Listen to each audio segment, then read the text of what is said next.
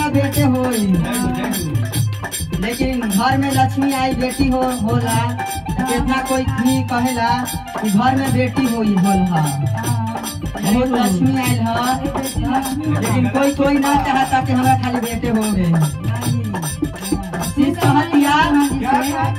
तो मांगा तानी महादेव से कि बेटा बेटी दोनों एक बार ना 1 साल के बाद एक बार हो जाए हमारा से पोसाई।